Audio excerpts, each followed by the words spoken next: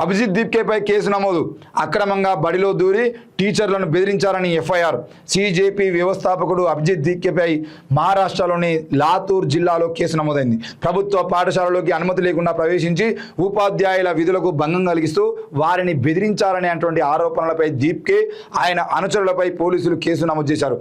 ఔసా police station పరిధిలోని జవాలి జిల్లా పరిషత్ ఉర్దూ పాఠశాల ఉపాధ్యాయురాలు సయ్యద్ శంషద్ బానో ఖైరతాలు ఇచ్చినటువంటి ఫిర్యాదు మేరకు ఈ ఎఫ్ఐఆర్ నమోదైంది. ప్రభుత్వ పాఠశాలను బాగు చేయాలని డిమాండ్ చేస్తూ సిజేపీ చేపట్టినటువంటి స్కూల్ టీక్ ఖరో క్యాంపెయిన్లో భాగంగా దీప్కే లాతూర్ జిల్లాలోని పాఠశాలను సందర్శిస్తూ అక్కడి సమస్యలను బహిర్గతం చేస్తున్నారు. ఈ క్రమంలో జవాలి పాఠశాలను సందర్శించినప్పుడు దీప్కే ఆయన సహచరులు తరగతి గదుల్లో విద్యార్థుల మధ్య కూర్చొని వివిధ ప్రశ్నలు అడుగుతూ విద్యా బోధనకు ప్రభుత్వ విధులకు ఆటంకం కలిగించారని ఉపాధ్యాయురాలు ఫిర్యాదులో పేర్కొన్నారు. అంతేకాకుండా ఇతర పాఠశాలల విద్యార్థులను తెచ్చి తరగతి గదిలో కూర్చోబెట్టారని, తప్పుడు ప్రచారం చేస్తూ పాఠశాల ప్రతిష్టను దిగజార్చారని, ఉపాధ్యాయులను సస్పెండ్ చేపిస్తామని బెదిరించారని ఆరోపించారు. టాయిలెట్లు లేని 2047 స్కూళ్లు కాగా రాజస్థాన్లో సిజేపీ ప్రతినిధులపై దాడి జరగడం ఆ రాష్ట్రంలో రాజకీయ వివాదానికి దారితీసింది. పాఠశాల ప్రాంగణాలను రాజకీయ వేదికలుగా మార్చకూడదని ఉపాధ్యాయ సంఘాలు అధికార పక్షం స్పష్టం చేస్తుండగా రాష్ట్రంలో మెజారిటీ పాఠశాలలో మౌలిక వస్తువులు లేవని ప్రభుత్వం విడుదల చేసిన గణాంకాలు వెల్లడిస్తున్నాయి.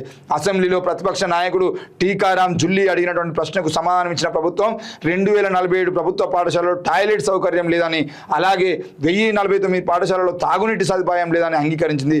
వీటితో పాటు రాష్ట్ర వ్యాప్తంగా 611 ప్రభుత్వ పాఠశాలలు కనీసం సొంత భవనాలు కూడా లేకుండా నడుస్తున్నాయని పేర్కొన్నాడు. ఇంకా సిగ్గుండాలి కదా, మరిగా సిగ్గుండాలి కదా అని అంటున్నా, మళ్ళీ అంటున్నా సిగ్గుండాలి కదా అని.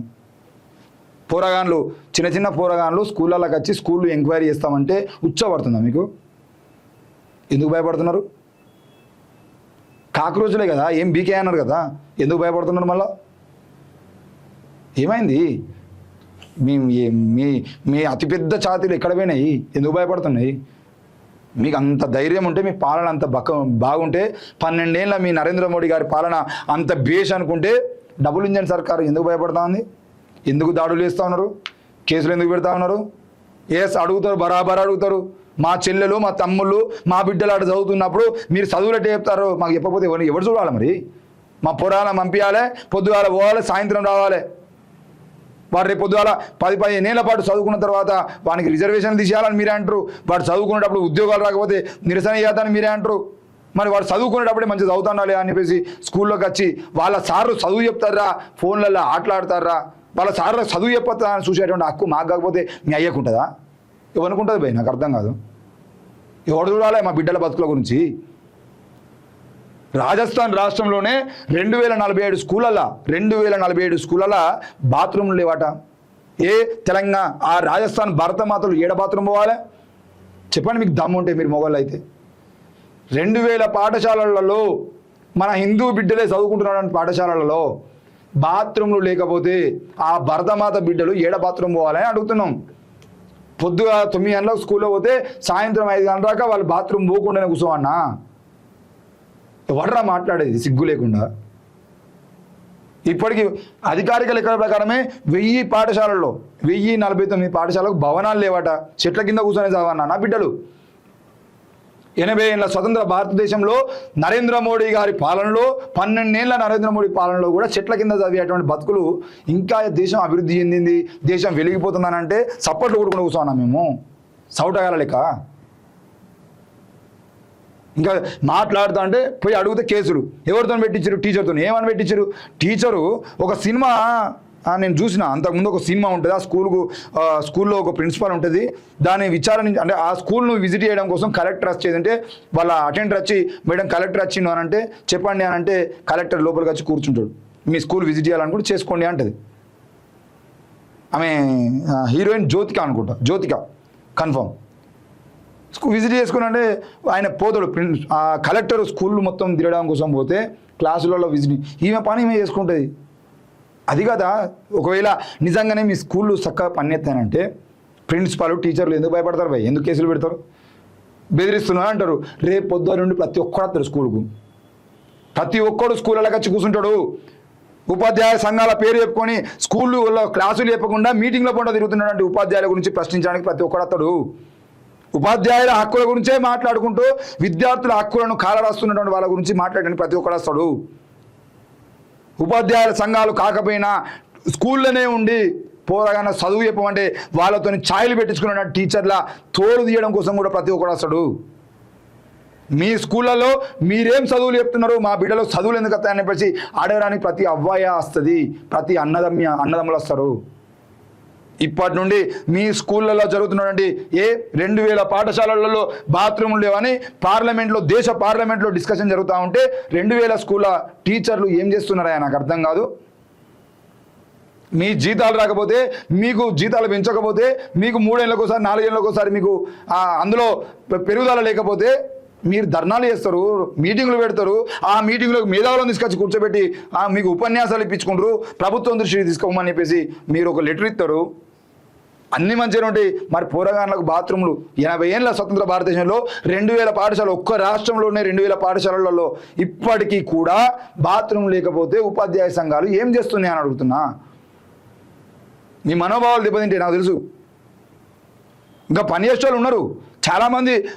స్కూళ్ళలో బాత్రూమ్ లేకపోతే, లేదంటే వాటర్ ప్లాంట్ లేకపోతే వాటర్ ప్లాంట్ ఆ ఎమ్మెల్యేనో ఈ ఎమ్మెల్యేనో లేకపోతే ఎక్స్ ఎమ్మెల్యేనో వాళ్ళ కొడుకులనో బిడ్డలనో కలిసి సార్ మా స్కూల్లో ఒక RO ప్లాంట్ పెట్టాను అని చెప్పేసి అడిగి తీసుకొచ్చినటువంటి ఉపాధ్యాయులు చాలామంది ఉన్నారు. వాళ్ళందరికీ దండాలు. కానీ మిగతా వాళ్ళు ఏం చేస్తున్నారు? జీతాల కోసం తప్ప, వచ్చినటువంటి జీతాలను వడ్డీలకు ఇచ్చుకోవడం తప్ప, వడ్డీ వ్యాపారాలు చేయడం తప్ప ఏం చేస్తున్నారని అడుగుతున్నా. మంచోళ్ళని కాదు, ఇట్లాంటి ఏస్టోళ్ళని అడుగుతున్నా. దయచేసి 2000 పాఠశాలలో, ఒక్క రాష్ట్రంలో 2000 పాఠశాలల్లో భరతమాత బిడ్డలు బాత్రూంలో కూడా పోకుండా ఉండేటువంటి పరిస్థితులు వస్తూ ఉన్నాయి. ఈ ఆడబిడ్డలు బాత్రూమ్ పోకుండా, వాళ్ళు టాయిలెట్ పోకుండా కూడా అట్లాగే ఉండటం వల్ల వస్తున్నటువంటి ఆరోగ్య సమస్యల గురించి ఎవడు మాట్లాడాలి? మరి బాత్రూమ్ పోదామంటేనేమో టాయిలెట్ ఉండదు, ఒకవేళ టాయిలెట్ ఉన్నా అది క్లీన్ చేసి ఉండదు. ఇక ఆడపిల్లల జీవితాలు ఆగం కావాలంటే ఎందుకు కావు? ఎందుకు ఆరోగ్యపరమైనటువంటి ఆడవాళ్ళకు ప్రత్యేకంగా వచ్చేటువంటి ఆరోగ్య సమస్యలకు సంబంధించినటువంటి విషయంలో ఎవడు వాళ్ళకు వైద్యాన్ని అందించాలి? మరి భయమా? విద్యార్థి సంఘాలు ఇన్ని రోజులు వచ్చాయంటే ఎవడు ఏర్పాటు చేసుకోలేదు. ఇప్పుడు విద్యార్థి సంఘాలు అటువంటి పనితీరు కూడా ఒక రకంగా మారిపోయింది.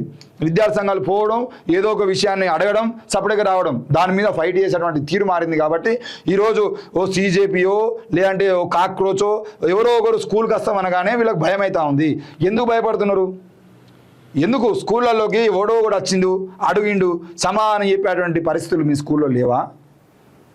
అమ్మా నాన్నలు వస్తారు, అన్నదమ్ములు వస్తారు, ఊర్లో ఉన్నటువంటి సర్పంచ్ వస్తాడు, వార్డు మెంబర్లు వస్తారు, ఆశా వర్కర్లు వస్తారు అవసరమైతే, లేదంటే మహిళా సంఘాల లీడర్ వచ్చి కూడా కూర్చుంటారు స్కూళ్ళలో. మీరు చదువులు చెప్పండి, మా బిడ్డల జీవితాల గురించి. అవసరమైతే స్కూళ్ళలో CC కెమెరాలు పెట్టాలా, స్కూల్ CC కెమెరాల రికార్డింగ్లో ఆ గ్రామంలో ఉన్నటువంటి ప్రతి ఒక్కరు చూసుకునే విధంగా కూడా చేయాలి. అప్పుడు కానీ మీ జీతాలు, మీ బతుకులు, మీ చెప్పేటువంటి మీరు ఏం చెప్తారు, మా పోరగాళ్ళకు ఏం నేర్పుతారు అనే విషయాన్ని బయట తెలుస్తుంది. ఉద్యమకారుల మీద కేసులు పెడతారు. ఇదే తీరు కనుక కొనసాగితే ఉపాధ్యాయులు చాలామంది రాజీనామాలు చేసుకొని పోవాల్సిన పరిస్థితి వస్తుంది. టేబుల్ మీద కాలు పెట్టి చైర్లో కూర్చొని వెనక్కి కొరిగి మొబైల్లో రీల్స్ చూసుకుంటా కూర్చున్నటువంటి టీచర్లు కూడా ఈరోజు ఫేస్బుక్లలో, సోషల్ మీడియాలో పోస్టులు పెడతా ఉన్నారు. వాళ్ళకి ఏం రైట్ ఉంది? మరి మీకేం రైట్ ఉన్నదా? చదువులు చెప్పడం మీ రైటు. ఎంతమంది జీవితాలు బాగు చేస్తున్నారా మీరు రైట్ చదువులు చెప్పి? మీకు ఎవడిచ్చిండే మీటింగ్లో పోవడానికి రైటు? రైట్ల గురించి, అచ్చటోని రైటు గురించి మాట్లాడేటువంటి మీరు మీ రైటు స్కూల్కు ప్రహరీ కూడా లేదు, దానికోసం ఏం చేసిర్రు? బాత్రూమ్ లేవు, ఏం చేసిర్రు? మంచినీటి సదుపాయం లేదు. 1049, ఒక్క రాజస్థాన్ రాష్ట్రంలోనే 1049 పాఠశాలలలో మంచినీళ్ళు తాగడానికి మంచిలు లేవు. ఏం తాగాలి? బాత్రూమ్లు అలా తాగానా? ఎడ తాగాలి నీళ్ళు? వానికి పీరియడ్కు దూపాయి ఉంటే ఇంటికి పోయి తాగిరావన్నా? మీరు ఇస్తారా మంచిళ్ళు? కనీసం మీ బాటిల్ వాళ్ళకి నీళ్ళు ఇస్తారా? ఎవరు తేవాలి మరి మంచిళ్ళు వాళ్ళ కోసం? ఎవడు అడగాలి వాళ్ళ హక్కుల గురించి? మీరు ఎట్లాగా అడగరు, 80 ఏళ్ళ నుండి అడగలేదు, ఇంకెప్పుడు అడుగుతారు? మరి ఎవడు అడగాలి? ఇంకా ఎవడు రావద్దా? ఎవడు ప్రశ్నించద్దా? మీరే చెప్తారు కదా స్వాతంత్ర దినోత్సవం నాడు భగత్ సింగ్ను స్ఫూర్తిగా తీసుకోవాలని. మరి స్ఫూర్తిగా తీసుకుని ఎవడు ప్రశ్నించేది అంటే మీరే మాట్లాడని, లేకపోతే ఎట్లా మరి?